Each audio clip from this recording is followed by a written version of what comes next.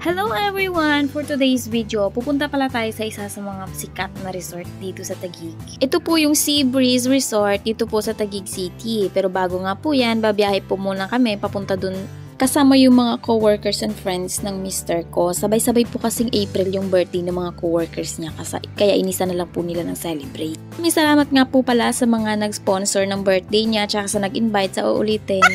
Nagbayad na nga po kami ng entrance tsaka dito po makikita nyo, yan po yung mga prices ng mga cottages sa loob. Yung kinuha nga po namin is yung solo cottage na isang kubo kasi medyo marami kami so para kasya kaming lahat. At ito na po yung papasok na po doon sa loob ng resort. Maraming tao po kasi nung pumunta kami kasi weekend po kasi yun. Ayan na nga at nagsibit-bitan na nga sila ng mga dala namin. Siyempre may bit-bit din ako dyan. Anong akala nyo sa akin? Charot lang.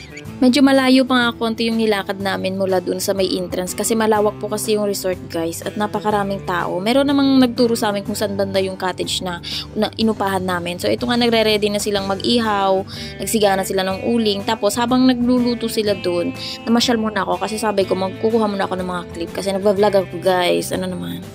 Gabi kasi nung pumunta kami guys, kaya yung mga attractions parang hindi siya masyadong attractive sa paningin kasi hindi siya masyadong na-appreciate pag gabi. Pero pag umaga maganda yan, marami silang activities dyan. Isa to sa mga pinakasikat na resort dito po sa Taguig City na talaga namang dinarayo ng mga tao.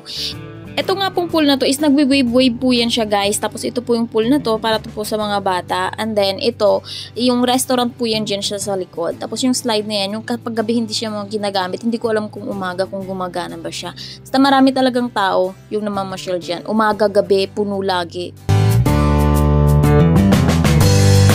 Ito pala itsura nung pool na nagwe-wave guys. Yan talaga yung dinarayo nila dito. Yung mga waves na yan. 20 minutes lang yan siya umaandar. And then mag-i-stop na naman. Ito yung pinagmamalaki nilang attractions po dito sa Sea Breeze. Kung ito yung pinagmamalaki nila, ito naman yung pinagmamalaki ko. Be, harap ka nga. Charot.